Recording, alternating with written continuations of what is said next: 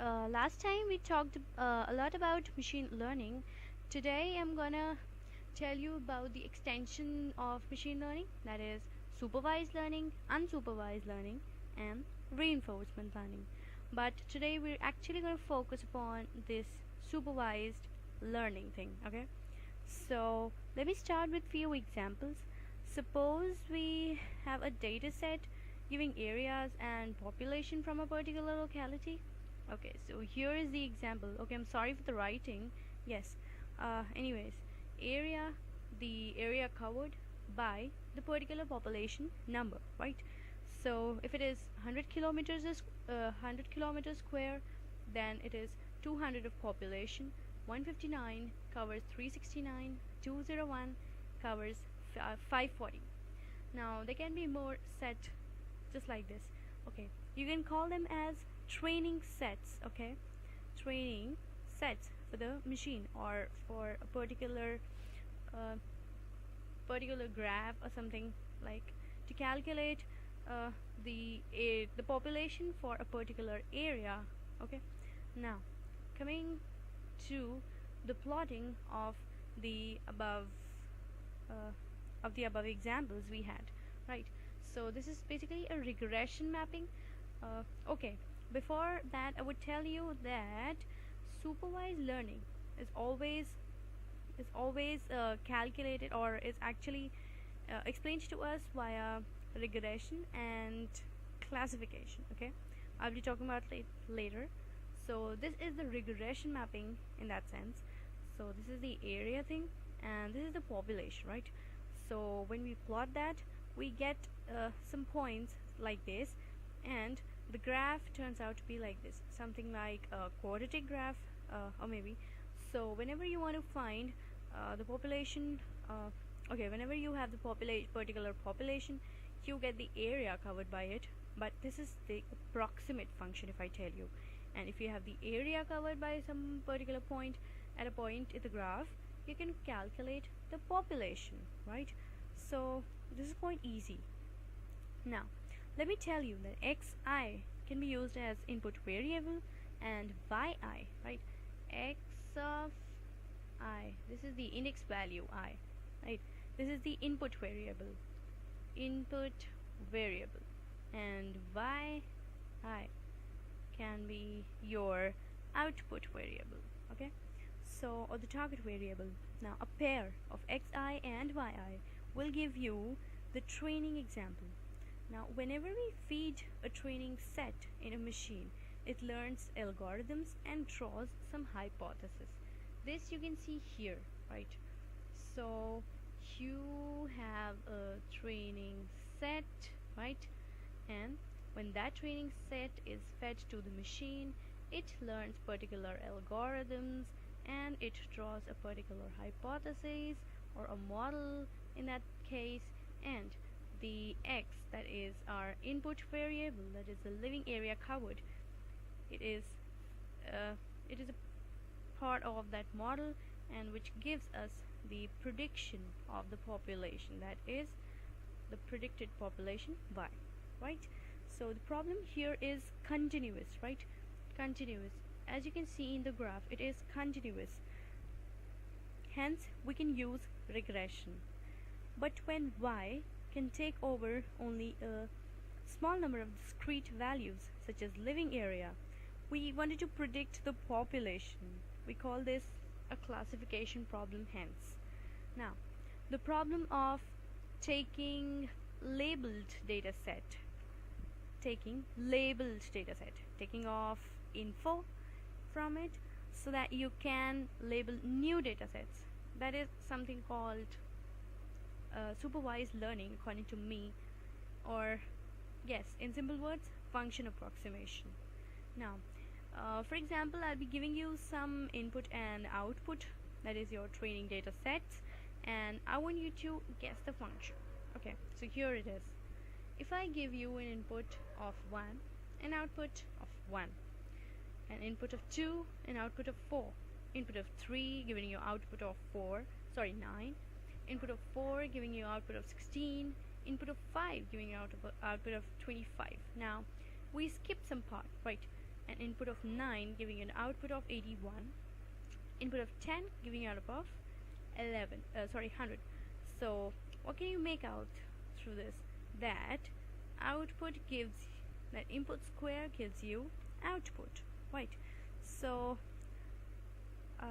what if I ask you what will be the output of 12? It can be 144, you may say, but it's not for sure. 144, right? What if in case my mapping ends at 11? So supervised learning would only work correctly up to the data you have trained it to.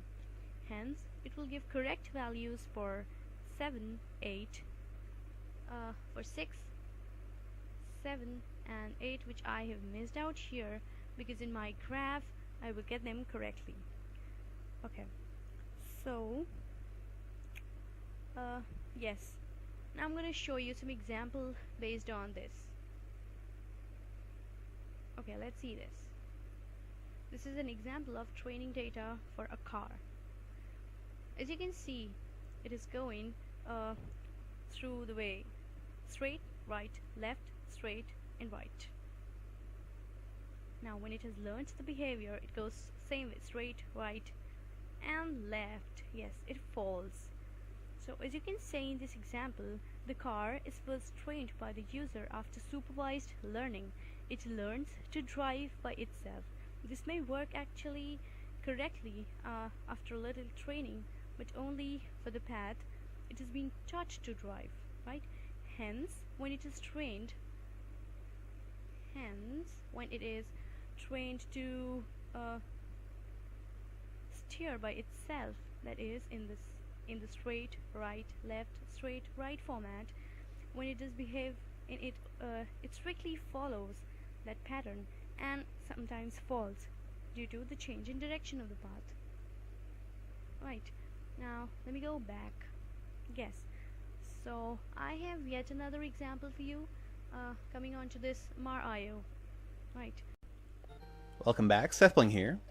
You're watching a skilled player play Super Mario World, but this player is not human. It's a computer program I wrote called Mario. This program started out knowing absolutely nothing about Super Mario World or Super Nintendo's. In fact, it didn't even know that pressing right on the controller would make the player go towards the end of the level. It learned all of these things through a process called neuroevolution. In this video, I want to teach you about how Mario learned to beat this level, Donut Plains 1, what his brain looks like, and how it's all based on actual biological evolution. So let's start out by actually looking at Mario's brain. Let's play it again, but this time we'll look at Mario's brain as it's making the decisions of what buttons to press. It's going to look a bit complicated at first, but don't worry, I'll help break it down for you. Okay, what we initially saw was something like what we could see through our eyes, but what about the game exactly is? It is all about Mario's own brains, right? So now we're gonna tell you about how it actually thinks, right? This part, this is the input part. This structure and this structure of colored lines are neural networks. It is a simple mathematical model. Okay, the left side, I told you, his inputs. Mario sees this. White blocks are places where your Mario can step on, and the black blocks which you see further, okay, are the places where it has to actually skip. Now the right side has 8 patterns. Okay, the right side has 8 patterns the Mario is able to press to complete the game. Now in between there are neural networks. The boxes are neurons and lines are networks. Okay, these are the neurons and the lines are networks. Just in case we have in the human brains, right, the dendrons and dendrites. Okay, so let me continue. This structure of colored lines and blinking boxes is called a neural network. It's a simple mathematical model for how a brain works, but it can produce some very complicated behavior. With enough computational power, a neural network could come close to simulating a real human brain, but modern technology isn't there yet. On the left side you have the inputs. This is what Mario sees. It's a simplified view of the level. The white squares stand for blocks the player can stand on, and the black squares stand for moving objects like enemies or mushrooms. On the right side you have the outputs. These are the 8 buttons that Mar.io is able to press by using its neural network. In between the inputs and the outputs, all those lines and boxes, those are the neural network. Each free-floating box is called a neuron, and the lines connecting those boxes are like the axons and dendrites in a human brain. At any given time, only some of these neurons and connections are actually being used, and this is what people talk about when they say you only use 10% of your brain. The neural network you're seeing is a pretty complicated one, and it got so complicated as a result of a 24-hour evolutionary learning session. So, to explain how neural networks work, let's rewind about 24 hours and look at how the whole process started. This is what Okay, so the lines, they were a set of probability actually, right? Green lines were the correct pathway networks, and the red lines were not. They're exactly like dendrites, as I told you. Now, this was a total of 24 hours training session that made the programmer make Mar.io, right?